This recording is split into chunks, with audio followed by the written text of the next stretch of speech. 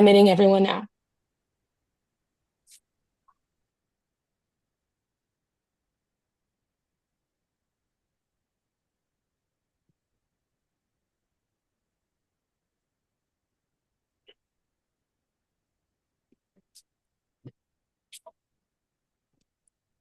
All right, welcome everybody. I think it's okay for us to go ahead and get started. Good evening and welcome to Virginia Votes, a voter education series that is being hosted by the Prince William County Alumni Chapter of Delta Sigma Theta Sorority Incorporated. My name is Deja Redding, and I have the pleasure of serving as one of the chairs for our Social Action Committee. Tonight marks the first session in our voter education series, which is a nonpartisan initiative designed to help our community better understand the issues shaping this year's elections and just more importantly, how they impact our everyday lives. So we're thrilled to begin the series right here at home, talking about something that affects every family in our county, housing and the cost of living. So before we get started, just want to share a few quick housekeeping items. First, tonight's session is being recorded. It'll be available on our platforms, and we just want to make sure everyone knows that so that they're able to act accordingly. Please use the chat to submit your questions for our speaker. We'll get to make sure try and get to as many as we can as time allows toward the end. And as Dare mentioned, we'll be sure to drop a few helpful links in the chat, including resources that our speaker shares. So with that, I'll turn things over to my co-chair, Margaret Angela Franklin, who will frame tonight's conversation and introduce our speaker. Good evening. I am Margaret Franklin, co-chair for the Social Action Committee for the Prince William County Alumni Chapter of Delta Sigma Theta Sorority Incorporated. And as Deja mentioned, this is the first in our voter series. We have a number of topics, including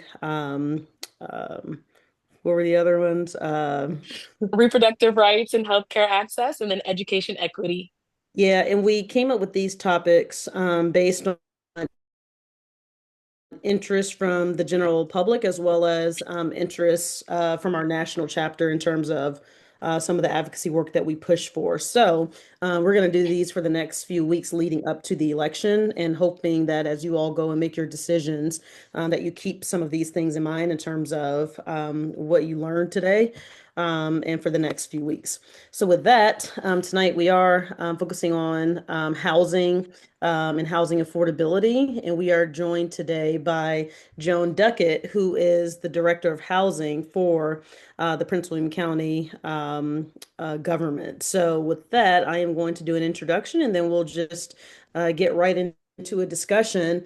And I'll throw a few questions out to Joan for us to kind of start a discussion, and then we do want to open it up to everyone else who may have questions about the housing market, about our local housing programs, as well as the impact of federal and state housing programs based on kind of what's going on with the federal government. So just kind of keep those things in mind. Any other questions that you all may have? Okay. Ms. Duckett has more than 12 years of housing and community development experience with Prince William County, including 6 years of experience as the Assistant Director of our Office of Housing and Community Development. Before joining Prince William County, Ms. Duckett served as the Executive Director of the City of Manassas Housing Trust Fund for 16 years. During her tenure with the county, Ms. Duckett has focused her skills and experience on the strategic work associated with providing affordable housing programs and services for county residents. Most recently, she has overseen the implementation of several COVID-19 mortgage and rental assistance programs and relief programs, and also is helping to oversee the implementation of Prince William County's first affordable housing program, which we just passed as an ordinance that's also tied to a housing trust fund. So with that, we'll get right into it. And Joan, feel free to jump in if you have any initial remarks, but if not, I'm happy to kind of throw out the first question for us to consider. Absolutely. I did all that in 30 years of being old, right? Well, there was much more, but I had to shorten it. No. Please take two. It's fine. Thank you. Yeah. Yep. Well, the first thing I just want to throw out is if you can just talk a little bit generally about the state of our housing market, both nationally and here within the county. And then also just kind of more specifically, what do you see here in Prince William versus kind of what the national trends are, as well as our neighbors? So like Loudoun, Fairfax, we have kind of comparable demographics, as well as the number of people that we have living in the Commonwealth. So just curious as to kind of what you are seeing. So, to me, it's apparent that affordable housing, which includes both high costs, whether you're renting or purchasing a home, along with the availability of housing in the Commonwealth of Virginia, including our Northern Virginia area and our local jurisdictions, is still a very top overall concern. The housing market, both nationally and locally, has been defined and characterized by very persistent challenges around elevated prices. We all know about the increasing interest rates, even though there was a small drop in those, and more importantly, an inventory shortage, which continues, I believe, to be a core issue that is really at the helm of driving up high prices. As we know, our area, Northern Virginia, is a very high demand area. So these are real issues for us. The high sales price, the high costs, and when I talk about high costs, I'm talking about high interest rates, fees to do financial businesses, the lender fees that they get that you have to do to borrow money. We're also looking at the employment issues right now with the loss of jobs. And prior to that, the concerning of the wages for those that are in our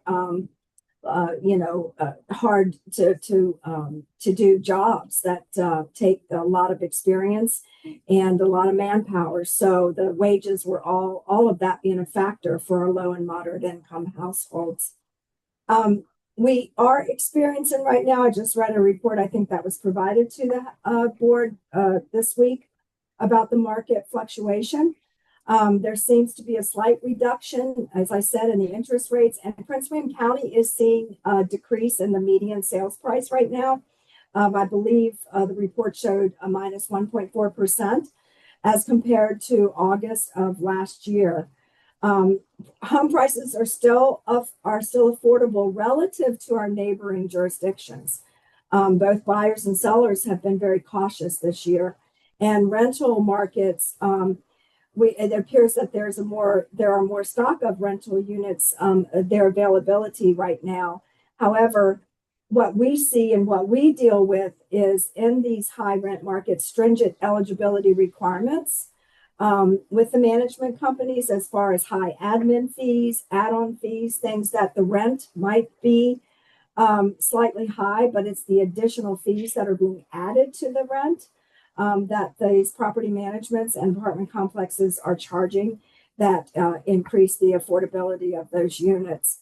As far as Loudoun Fairfax goes, while we're all seeing kind of the same pattern, it is still cheaper to rent and to purchase in Prince William County than those jurisdictions, right? Yeah, and of course, I mentioned Loudoun and Fairfax, but if you go south to Stafford and Fredericksburg, it gets a little bit more affordable, I think for a couple of reasons. A, there's more land, not as much people, and really you do start to get into a different market the further south you go. Would you, agree to that? Right. Yeah. So just more generally, in terms of housing affordability, can you talk about what impacts costs with regards to housing? And if you can also just touch on, I don't know that a lot of people know that there's actually a push to create more housing generally, whether it's affordable or market rate. There's a push nationally because we have a housing shortage.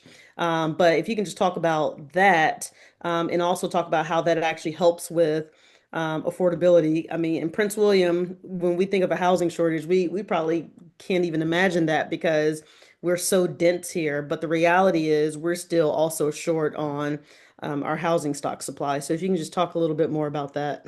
So there's always that debate over how to make housing more affordable.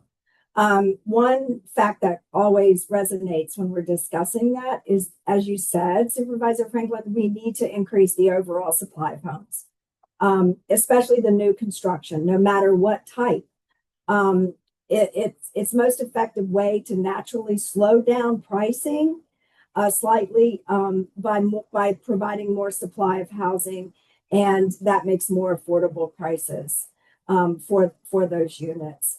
While they're all set aside for affordable units, whether they're subsidized units or income restricted units.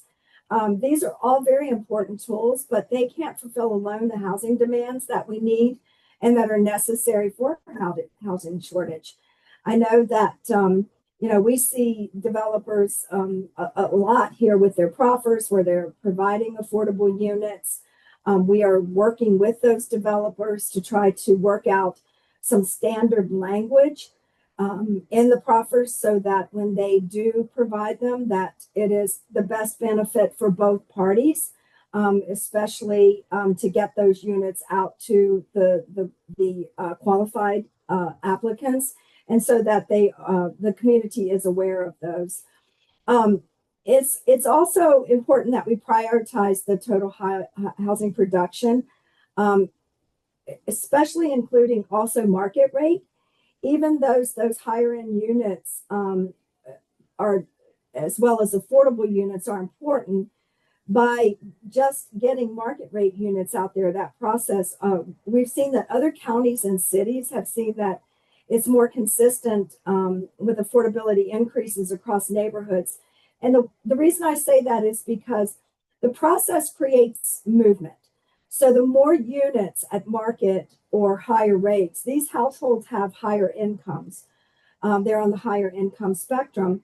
So those families move into new homes. They leave behind existing housing that can now be available for a lower to moderate income households. And then their units become available for lower and even the extremely low income housing households. And I'll talk a little bit later about our housing programs that helps especially that low, moderate income household range, and even some of the even extremely low household. So the supply is to me is the most important, the attainability. We have got to have the houses so that effect of moving up and getting out of the way for the others, so that everybody would have that opportunity for the housing that best suits and meets their needs. Yeah, that's great. Good question.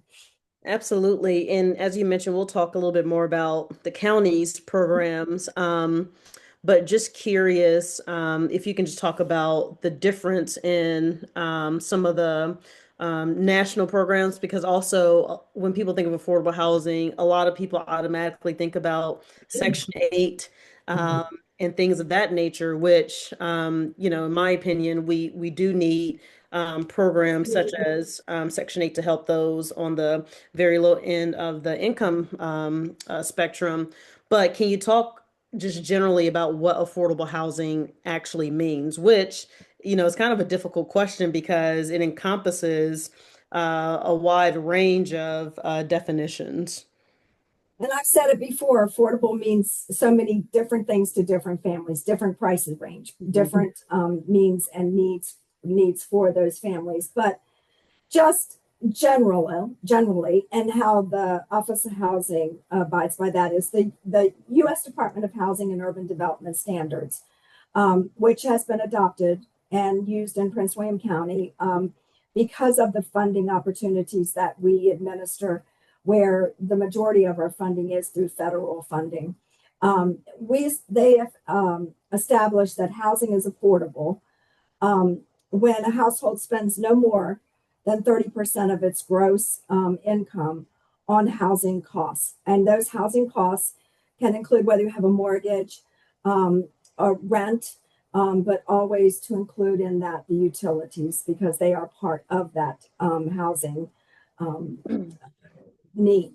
So when a household, just as a little background, when a household pays more than 30%, they are then considered cost burdened. And that means that they're paying, sometimes if they're paying, while families paying more than 50%, that is a severely cost burden. And what we have seen with some of the high prices, with some of the lending methods that have taken place, some of the rents where families are able to get into these high rent units, that they are severely cost burdened in their housing expenses. And then that triggers, one medical expense.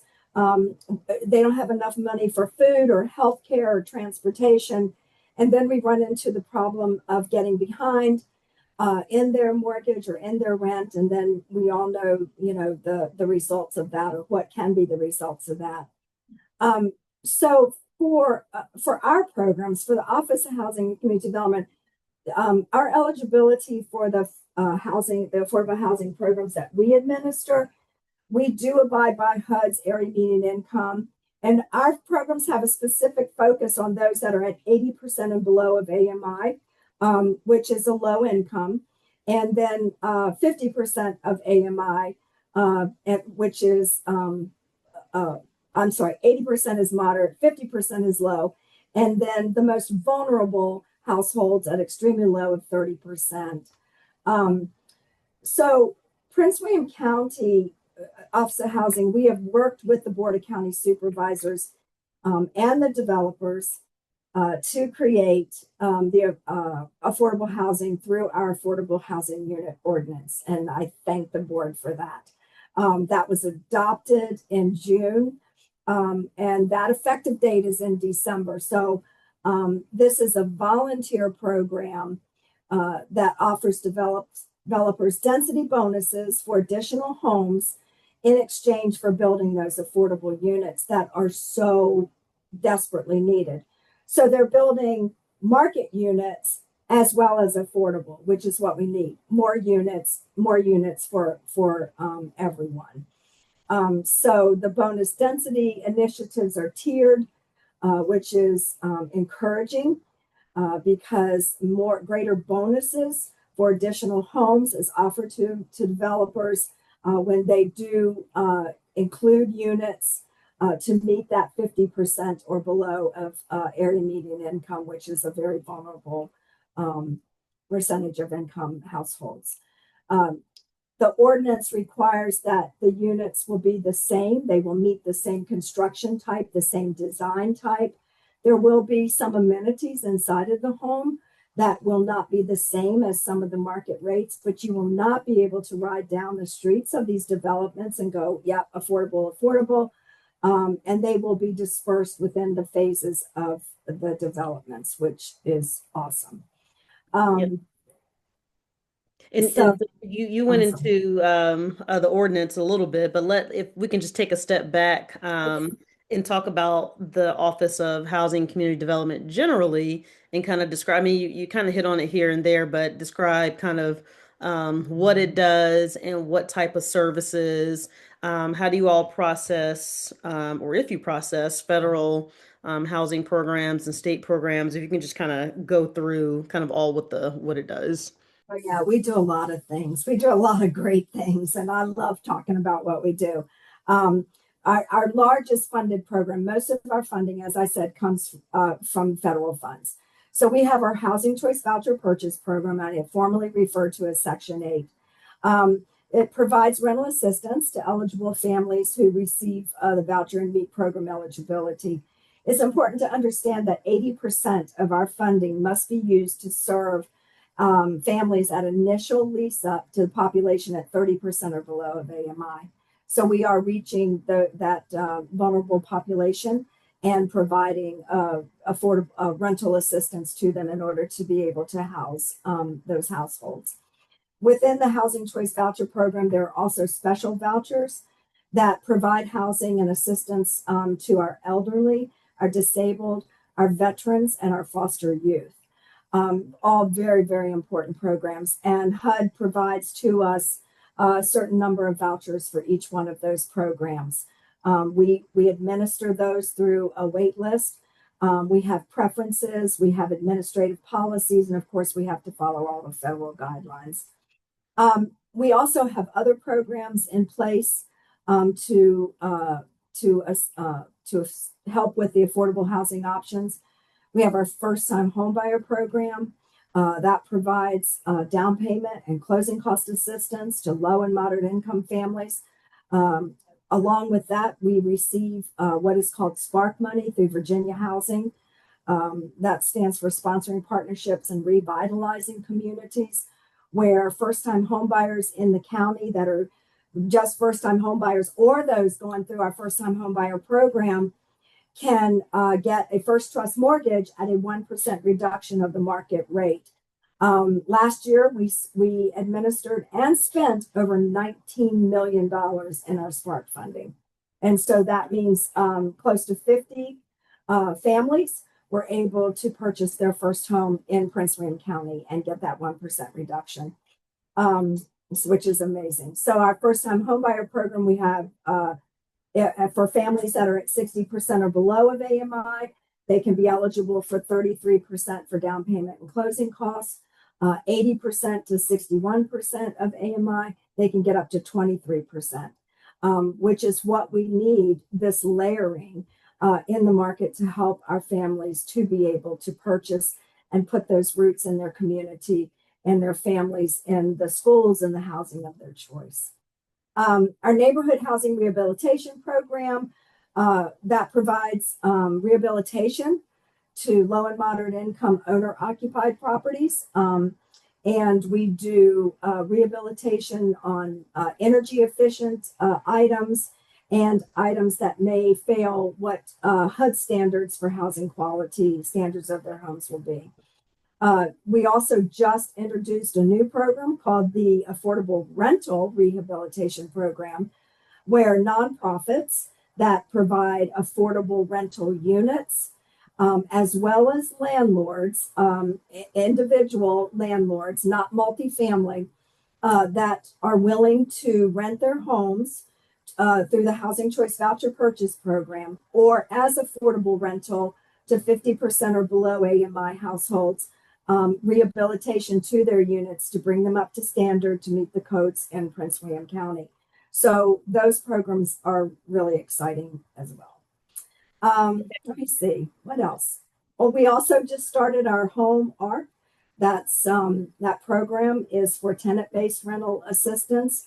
That is a time-limited assistance for at least 2 years. We are helping providing rental assistance to a qualified population and get referrals through our local continuum of care, through DSS, through their coordinated entry system. So they must be homeless, at risk at homelessness, domestic violence, fleeing human trafficking, and also veterans that meet any of those qualifications, standards for being homeless, at risk of homeless, and so forth. Ms. Franklin, we also have state funds through State Rental Assistance Program through the Department of Behavioral Health and Development Services.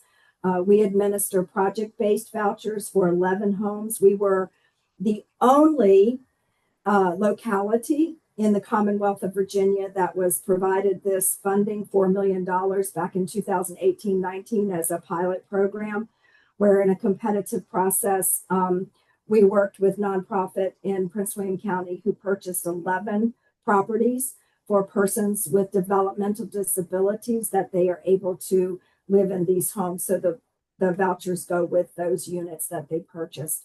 With that funding, we were also able to do some ADA rehabilitation on those units, one that was completely renovated for families with hearing impairment, and also for those that may have both physical and developmental disabilities. So that was pretty awesome as well. We also administered the tenant-based rental assistance program through our state program. And we were just recently awarded 72 new state vouchers, permanent supportive housing vouchers for rental assistance for adults with serious mental illness. That's great. That's great. And we'll get into kind of some other questions with regards to the ordinance and kind of how it relates to or kind of really supplement some of the programs that we already administer, even though it's more so as an additional tool than what the feds and the state give us. But before I do that, I believe I saw a hand earlier, perhaps from Ms. Dorsey. Did you want Yeah. to ask your question or provide a comment? Yes, thank you. I just had a quick question regarding your earlier comment about how it is more affordable to rent versus buying property.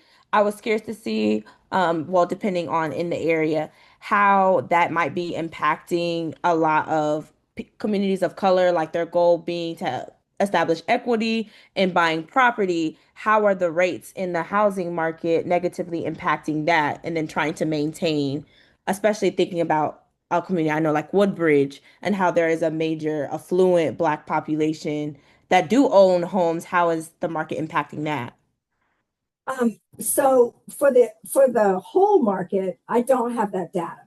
But what I can tell you is through the program, through our first time homebuyer program, 90% of our population, our clientele that we have assisted in purchasing homes has been through the Black community. So we are meeting that need. And we are providing the assistance that we provide is well over 100,000 for each one of the acquisitions that we are assisting with. So we are meeting that need. Thank you. Mhm. And before we get back to some of the questions, earlier we had some tech issues, so feel free to look at your name and rename it because I'm pretty sure we don't have six Dejas here in Woodbridge on this call. So feel free to rename yourself. And again, if anyone has any questions or comments, just throw your hand up and we'll get to you. Now, Joan, you already talked about this a little bit, but the affordable housing ordinance. I mean, you mentioned that it's voluntary. You described the role of the developers. Can you talk a little bit more, I think, generally the role of developers in building affordable housing, and really kind of how that math works? Because I don't think a lot of people really understand that in order to really pay for affordable units, you have to have really a fair amount of units generally. So a lot of the questions I get when projects come to Woodbridge is why is it so many units? Why is the density so high? And part of it is if we want to incentivize more affordable units within that project, we need as many market rate units to actually pay for the affordable units. So if you can just talk about kind of the math and the economics behind affordability and the role of developers, and then also just more generally about the Housing Trust Fund as well. I think that was a lot, but you got it. It is a lot. And I can tell you, I am no expert on that first part of your question. That is planning. I am planning all day long. So I don't even want to mess that up. What I do know in talking with developers and working with them, yes, the math has to come out.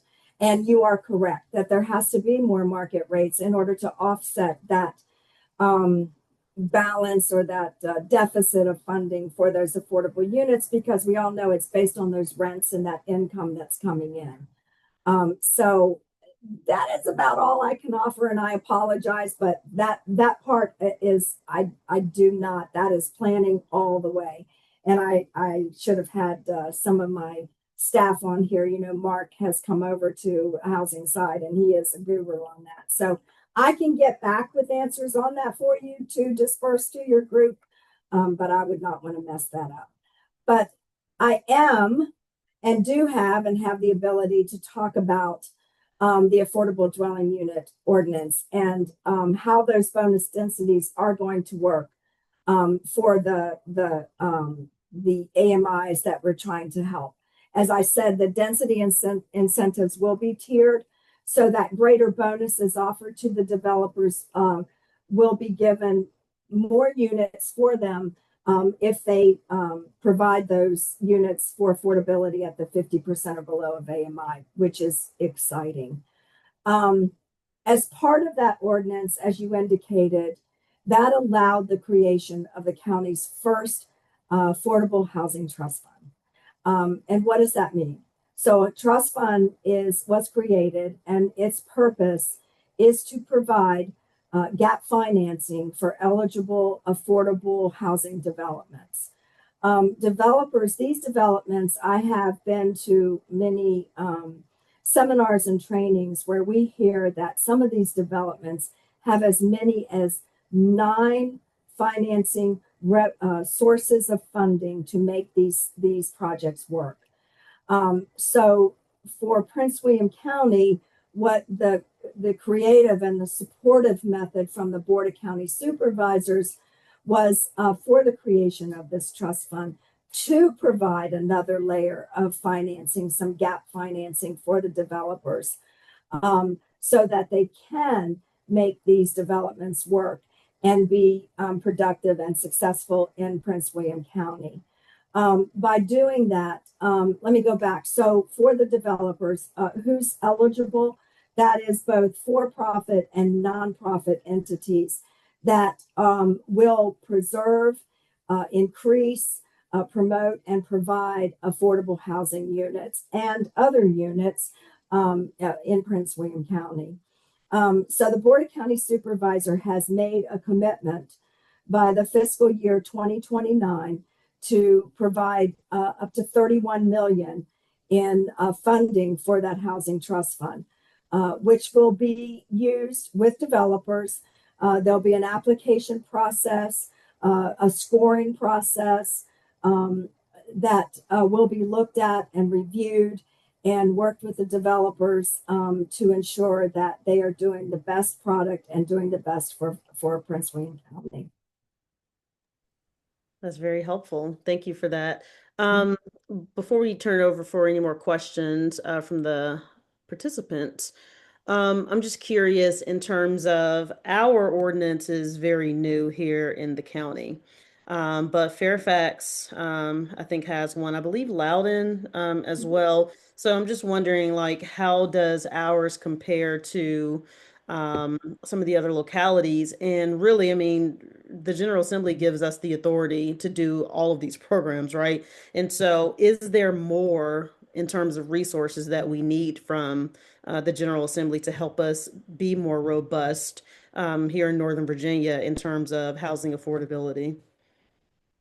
So I think one thing Prince William County can and is, I believe, seeking legislature that would provide additional flexibility for our affordable dwelling unit program. Currently, the adopted ordinance that the Board of County Supervisors adopted, and we are the first ones, we are the pilot, because as you said, Loudoun County and Fairfax, I believe Alexandria also is under a different ordinance that whereby years ago, they were approved through that legislature 15.22304. That one gave greater flexibility and options in administering and implementing the affordable dwelling unit program versus Prince William County's, which is the 15.22305.1. The main difference is we weren't allowed to be a part of the 2304, and that ordinance is a mandatory inclusionary zoning law, meaning that developers must include a certain percentage of affordable dwelling units in their projects when they are building and developing those in those counties. The 2305.1 makes it voluntary. So Prince William County is considering asking the state, I believe through the legislative process, to provide the additional authority and flexibility to provide to get the 2304 ordinance. But we're going to make this 2305.1 work. We are going to robustly work with the developers. We've got the additional gap financing to help with that. We have a great team. We have set up under the housing division an affordable dwelling unit team. We are building that team and have things in place. We have really great things to show the Board of County Supervisors when we come before them on how we're working with the developers, how we will have this information it's really important that these programs work, but we have to get the word out to the community. So to do that through our website, to have the options where people can see the affordable units that are available, that they can go through the process to apply to get on a wait list for those units, to also be able to see units that will be made available through proffers. Proffers are voluntary as well here. That is when a developer will set aside units in their development and work with the Board of County Supervisors for that, for affordability, and they put terms and conditions on those. So we want that information. We want to be able to get that information out to the community and be able to work with not only the developers to make this work, but also with our constituents, your constituents, and the community, and make sure that they have the resources that they need for these opportunities. Sure. I think also Yes. one of the great things that Supervisor Franklin is working on as well, and is very passionate to her, I can tell, which is to me too, is Prince William County, I believe, is asking the state to provide additional authority and flexibility to provide direct emergency housing financial assistance to residents that are facing imminent eviction or loss of housing due to foreclosure, mortgage foreclosure, eviction, even the fact of having utilities disconnected when there's not funding enough, when they have not enough money to pay for those. So that's also a way.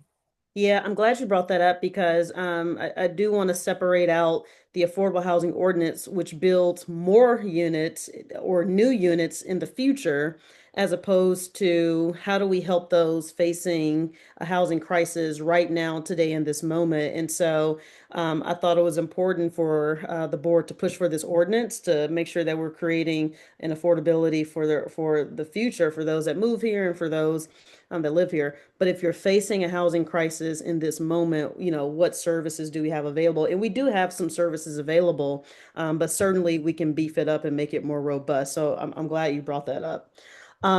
Before we move on, I do want to recognize our Virginia Social Action Coordinator, our State Virginia Social Action Coordinator, Courtney Hill, who is on the line. I just want to turn it over to her to see if she has any comments she would like to make, but wanted to recognize her as we've been all working together actually to host our Delta Days at the Virginia General Assembly to push for a number of these items that we'll be talking about over the next several weeks. And so, Sora Hill, I want to turn it over to you if you want to say or make any remarks. Good evening, Soras, and thank you for being here, Miss Duckett. Really appreciate you taking out the time to come and speak with us this evening. Soras Deja and Angela, thank you for creating this space for Soras. Housing is such an important issue, especially these days for Black women, for Black families. And so I really appreciate you all creating this space so that we can have this very important conversation in this moment in time. So keep up the good work, Soras. And so, and Miss Joan, thank you again for being here this evening. I appreciate it. I'm always happy to talk about housing. We know you are passionate. I am passionate. Are there any questions from the audience? We have plenty of questions on our end, but we want to make sure that we're giving everyone else time to kind of raise your hand and ask questions or make comments. And thank you, Ms. Dorsey, for the question that you asked. Very, very important question. Is there anyone else? If not, let's talk a little bit more about, and you may say that you can wade into this or not, but general Virginia trends with regards to housing. We talked about that a little bit at the top, but just wanted to delve into it a little bit more in terms of, I'm just curious what you think the market will look like in 5 to 10 years, particularly on the affordability front. Like, do you think nationally as well as here in Northern Virginia that we're making real dents in terms of affordability, or do you think we have a long way to go? Now, some of that is going to be determined, in terms of what's going on with the federal government, because I see that whether it's unintentional or not, but that some unintended consequences could be furthering this housing crisis that I think that we're currently in. But wanted to get your thoughts on future trends. Well, I think it's really interesting that right now affordable housing is the major topic. And it is important, but more than affordable housing is a housing for all. We have got to have the housing stock. We can talk about affordable, and as I've said before, affordable to me may be different affordable than affordable to you and to other families. It's all taken into consideration. We just need housing for everybody. Everybody deserves the right to be in housing, to set their roots in a community, to be able to pick that community, to be able to buy where they would like for their children to go to school, or based on the sporting events or the children's interest. And so I've been doing this a long time, and this is the way the housing market goes all the time. You know, we are, as I said, I was reading that report that was provided to the Board of County Supervisors, I believe, this week, where it indicated that there is some fluctuation in the market, that we are seeing a decrease. And I see it, we see it in our department based on our housing assistance programs, our first-time homebuyer program, where we are offering these layers of assistance, which is what it takes for a moderately income family to be able to buy in Prince William County or the Prince William area, because we do serve the city of Manassas and Manassas Park as well under that umbrella of Prince William area. And what we see is now that our families, the applicants, are actually have a better opportunity and a better chance to be able to purchase homes than they did 6 months ago, where we see a lot of cash offers. In our program, we are very cognizant of making sure that the families get the education. We require educational components to all of this. You know, that they're ready and able buyers, that they have a little money in reserves, even though we're providing that down payment and closing cost. And so, you know, it was very disappointing to families because they would go and put a contract on a house and they wouldn't get it. We require appraisals, we require home inspections, not selling any of these families up for failure. And so they were being bought out, or, you know, not getting the contracts. And so now we're seeing that they are getting the contracts. We actually have 4 closings in October, which is really great. So that is encouraging to me. I can only hope that our administration and administrations, whether it's the president or the others, will see the value in how much we need housing for our families, and will find that to be important when looking at funding and when thinking about cuts and things like that. So I'm very optimistic. I'm hopeful and optimistic that things are going to get better. Yeah, that's great. One comment we have or question we have in the chat is, where can residents find information about these housing programs, particularly for some of the targeted populations? I know we have the website, but if you can just talk specifically where people can go. So all the information on the programs is on our website. For the targeted population, I'm assuming you're talking about the qualified population for the rental assistance. Sure. That program is a referral program because of the qualified populations of homeless, at risk of homelessness, domestic violence, fleeing, trafficking. It comes through coordinated entry, the continuum of care and coordinated entry. So if there are families that you feel meet those requirements, they would need to contact the coordinated entry and work with them to see if they meet the eligibility requirements for the program. We have a memorandum of understanding with the Department of Social Services and the COC, and we work with them. Information is on our website. We do, our department does community outreach. We probably do 20 events every year. So we try to go to events that we are invited to get this information out to everyone. through faith-based, through realtors, through the lenders, through any opportunities that we have to get that information. But the information is on our website. The forthcoming information on the affordable dwelling units and the proffers are down the road. We're hoping, and we're going to be providing this information to the Board of County Supervisors in December, and we should be ready to roll in January with all of this. Yep. And as a follow-up, how long are the usual wait lists once it is determined that a family can qualify for some of these different services? So the Housing Choice Voucher Program is a little more difficult. As I said, it's based on the funding and the amount of vouchers that we are provided through HUD. And so but I am very, very proud of staff in our department. We had a wait list that was closed for over 14 years. And so we were able to go through that wait list to assist those families. We reopened our wait list in October of 2024 through a lottery system. And we had 500 on the list. We currently have less than 150 on our preference 1 and 100 on our preference 2. So we are making great progress with that.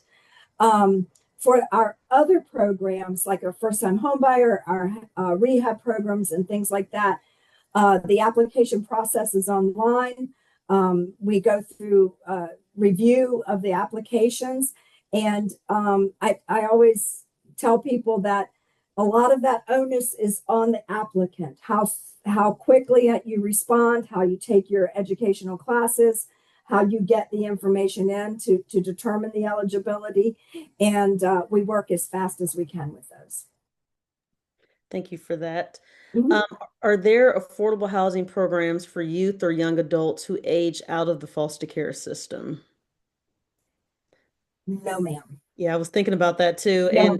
And I believe Ms. Dorsey asked that question. It's something great to consider, Yes. because really you're talking about that young adult age from like 18 to really 21. 23.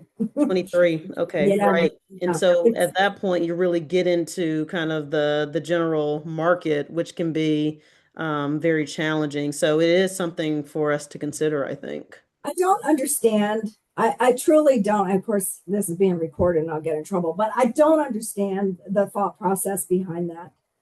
Where you take a young foster child, you're supposed to be an adult at 18, and you say you've got 3 years basically to get yourself together, to better your job, and to find permanent housing. You're only allowed to participate in that program for 3 years, which is ludicrous to me. So if you could get that changed, thank you very much. I would appreciate that. Sounds like we need to talk to the General Assembly and the feds for additional resources for that. Last question we have in the chat, and I do, we have about 5 minutes or so left, but we want to make sure we're answering as much questions as possible. So let's get them in now.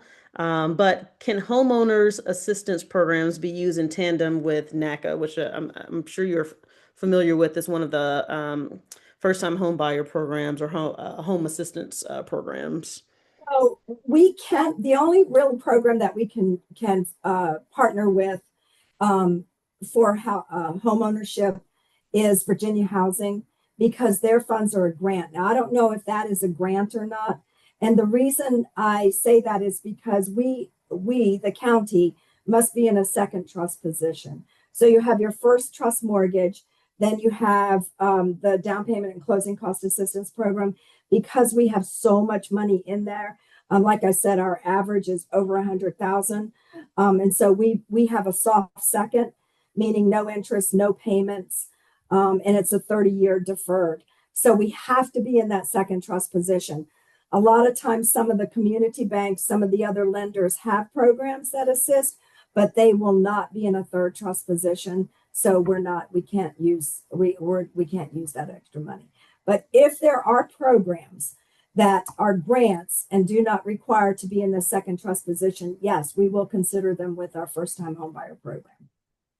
Thank you for that. And before I turn it back over to Deja, I do have a few more items I just want you to kind of briefly hit on if you can. And this first one, you may defer to planning, but how can we use zoning laws to help build more affordable housing? That's one. I don't know if you want to take a stab at that. Yeah. And No, I'm one, sorry. yeah. Housing, zoning. Yeah, one thing we can probably do is have a follow-up to some of this, but I know generally there's been discussion in the General Assembly about giving localities more flexibility with their zoning laws to create more modular housing. We've all heard the discussions around tiny homes, and really just more innovative types of homes that cost less money. And so that's something that I know has been kind of an important topic.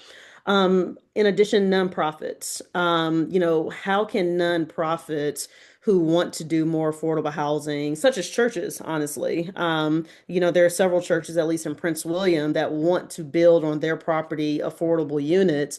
And so, if you can just kind of talk generally about how we can all be more supportive of entities as such to help with the affordability discussion. So I think that's a great avenue. And I think that would come into partnering with a developer that would assist these churches to know how to do that, to work with them, to use their property to build affordable units. And that's the way I would suggest. I mean, we've talked about this. If there's also opportunities for, I don't know that Prince William County has that many, but hotels and motels that can be turned in, and that's where we we can keep the affordability to rehab those and to make them affordable, so that they're not demolished or kept as a hotel or whatever. So there's lots of opportunities, but to come through the affordable or to use the housing trust fund, you would have to have that experience. So that's why I say to partner with and to talk to a developer that does affordable housing development so that they can assist and guide churches through that process. Yeah, and actually, you mentioned about hotels and things of that nature. That leads to my last question about homeless services. I know during COVID, we actually used some of our hotels to house those who were experiencing homelessness. The reason why we went the hotel route is because each person could have their own room to separate out if they were, contracted with COVID, or so that they wouldn't get COVID. So we found that as kind of the safest avenue to protect those experiencing homelessness. But if you can just talk a little bit more about the homeless services that we provide today, I think that would be helpful. So I can talk about the services and the funding that the Office of Housing provides. And that's another area that needs to be addressed nationally, globally, because we need more funding for our emergency solutions grant. The emergency solutions grant that we receive for Prince William County is just over 200,000. Only 60% of that money can be used for shelter operations. So we support, the Office of Housing through the Emergency Solutions Grant support our local shelters with funding for shelter operation. We also provide a portion of that funding for rapid rehousing. It's a very small amount, where rapid rehousing is to help families to get into rental units, but they're only, because of the lack of resources from the Office of Housing, it typically only provides 3 months worth of rental assistance, which is just not enough. And so we do support, as I said, our local shelters. The funding, as all funding does that comes through the government, has all of these requirements and eligibility and guidelines that we have to follow. And the Emergency Solutions Grant funds cannot be used to pay for motels and hotels. They did allow us to do that during COVID under the coronavirus, the COVID-19 funding that we received, and we were able to help to do that. We do have our transitional housing. We have one housing transitional the Dawson Beach Transitional Unit, where there are 7 townhouses that we provide transitional housing for 7 families. They are referred through the local shelters as well. And that program is a 2-year program where there's extensive case management and work with the families to become self-sufficient. Real briefly, through the Office of Housing and through our community development block grant funds, we provide competitive funding to local nonprofits that meet our goals and objectives through our 5-year consolidated plan. Homelessness is one of that. And so we provide funding to some of the nonprofits to purchase homes to be used as rental units. And we have seen great things where the community development block grant funds and the nonprofits that have bought these affordable units work with our transitional program. So at the end of the 2 years, which typically we try to get our families ready at 18 months, let me tell you, 2 years is like a blink of an eye. So we aim for 18 months, telling families don't get too complacent because 2 years will go by so fast. So let's get you ready for permanent housing in 18 months. And then we're able to reach out to our nonprofits that have units available that we've been able to help them to purchase and monitor and maintain. And a lot of our families have been able to move into those permanent supportive housing. So it's really great when you see it work in that way. That's great. As we close, I always like to end with this, particularly when we're talking about housing.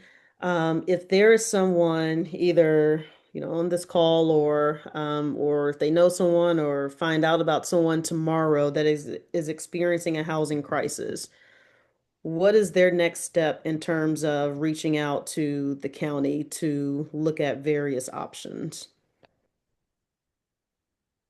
I wish there were more. Mhm. I wish there were more. So we have a community resource list. We do work with Department of Social Services. We work with the community services as well. There are nonprofits that also have some resources to help with rental assistance or with there's a utility program through DSS that's starting October 14th through November 14th. That information should be on our website as well to get fuel assistance. So there are agencies, there are nonprofits that do have some resources, but the resources are slim.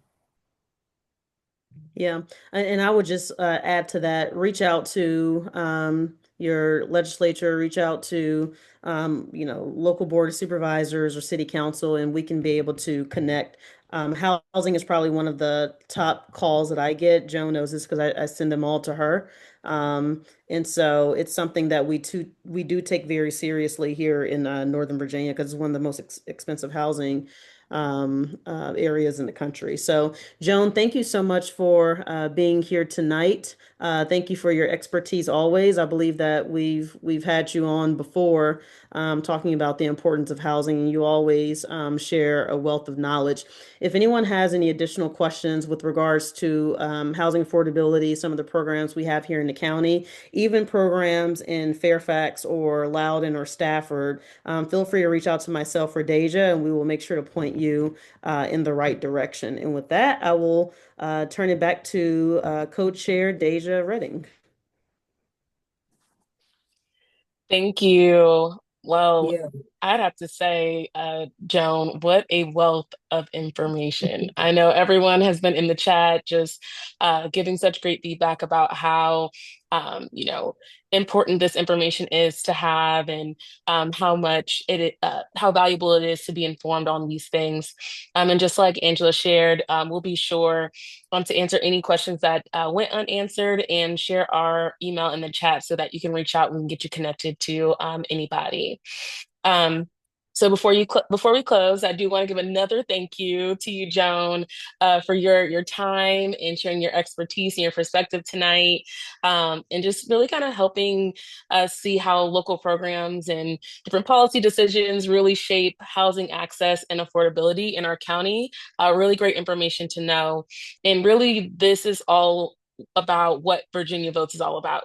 So really trying to connect the dots between public policy and civic participation, as Angela just mentioned, about making sure you're calling your legislators, and making sure you're contacting the folks who are these decision makers, so that you're able to continue to see a county that you want to live in. So with that, we want to thank all of you for joining us this evening. And we want to encourage you to stay engaged with us throughout the rest of the election season. We have a number of initiatives going on, and we'd love to see you at them. This weekend, we have Souls to the Polls. On Sunday, it's early voting. We will be located at the DMV in Woodbridge, the Office of Elections, the Dumfries Community Center, as well as the AJ Ferlazzo building from 11 to 5. So you can come visit us there. We'll be postcarding.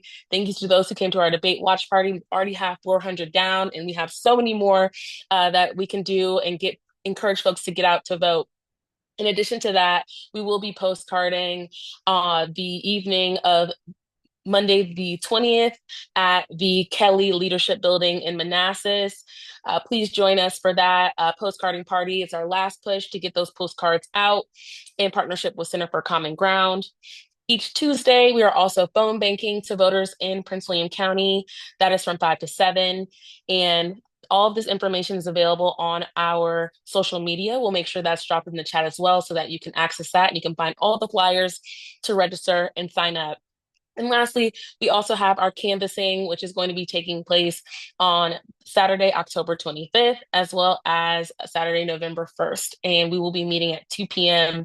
at the McCourt building. And so again, that information is available, and we'll make sure that this information is shared out with all the folks who were able to join us in attendance. And make sure you join us next Thursday, for reproductive rights and healthcare access. We're going to be joined by Dr. Ethioma Udo from the Black Women's Health Imperative, as well as Jacqueline Nunziato, who is a maternal health expert from UVA, and then on October 30th on education equity. So we hope to see you there. And on behalf of the Social Action Committee and Prince William County Alumni Chapter of Delta Sigma Theta Sorority Incorporated, thank you, thank you, thank you again for spending your evening with us, and we wish you a wonderful night. Thank you.